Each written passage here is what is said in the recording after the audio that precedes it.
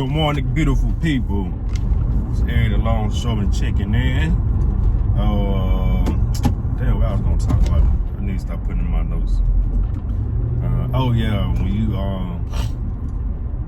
working on the container ships or any crane for real, but like especially the container ships, and you working on the ship, whether you're latching or you're a hatch tender, ground man. Yeah, those three, four things. Like especially when you're on the boat, you always have to listen for the sound of that crane. They're gonna sound like you hear it, like when you come on the docks, whatever, you can hear it. Or especially that bay that you're working at and you lashing, you gonna listen out for that sound of crane, because you can be lashing whatever and they can be loading. That's why it's always best to wait till they finish loading the bays. And daytime, nighttime too. But sometimes a lot of people want to do it, get up under the crane because the lights there. Like a lot of times, some ships they don't have lights. You have to go tell a mate, hey, bring some light down here so we can see. So most of the time they'll get it. Sometimes they might not have it. For the most part, they're supposed to have it. But if you up there on that ship working, lashing while they're loading, you have to listen out for the sound of the crane. You're gonna hear it gonna sound like a humming sound. And you're gonna wanna listen out for it, because you working and lashing or whatever, you bent down and you look up, next thing you know, the crane can be over you. You're gonna hear it go, or like a little whirring noise.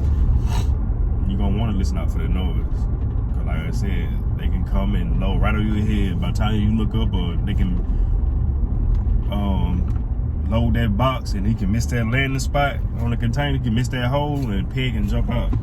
But if you're lashing or my hatch tender, you wait for the sound of that crane, all you have to do is just look up constantly, well not constantly, whatever, but you hear that noise, just look up in the sky, you're gonna see the cable line, you're gonna see it moving. You can see it either going this way, the cable line, or the axle, whatever it's called. You're gonna see it moving this way, you're gonna see it moving that way. If it's going back that way, you're good. If it's coming towards this way like that, you hear that noise, you gotta watch out. Because you don't want to get hit with one of those pegs. I never got hit with a peg before, but I know a couple of people that have got hit with a peg, and they said it's no joke. Hell, one guy, if he wouldn't have had his hard hat on, he would have been dead. Cause those pegs, it's steel. It's nothing but steel, and it hit flesh and hit you on top of your head gonna split like a watermelon. For real, it's gonna split. You have a hard hat on, hit you in the head. You're gonna have a concussion. It's gonna knock you out. You'll feel like you got punched by Mike Tyson, somebody.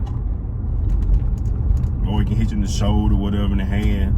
Yeah, I was working with one of my homeboys this some years ago, and we was working like down there up on the crane field. You supposed to, usually they was saying 5 containers away.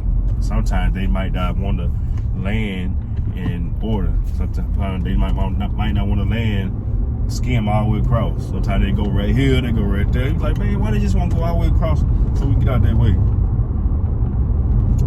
Sometimes it happens, sometimes it don't. But yeah, like I was saying, me and my homeboy, we was working with lashing, and we was probably like, let's see, a container back. Yeah, we was container back, and the operator, he was landing the container, and he missed his landing spot. The peg jumped out, and it was coming like right towards us. My homeboy was on this side, and I was on the right side.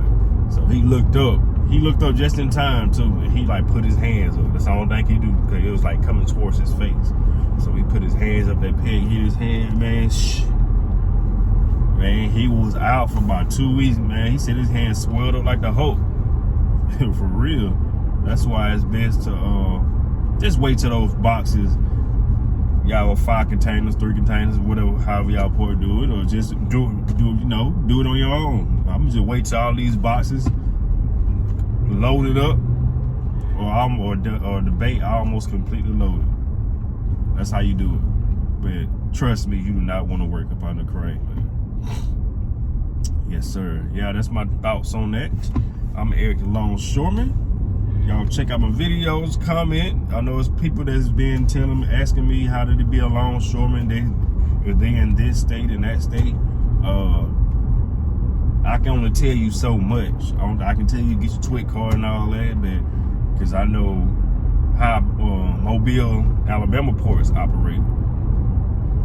Where I work at, I don't know how California or Oregon and all these other ports get. Like everybody, like I said, every port it doesn't operate the same. Everyone is different. But one thing I know that you have to have is a twit card.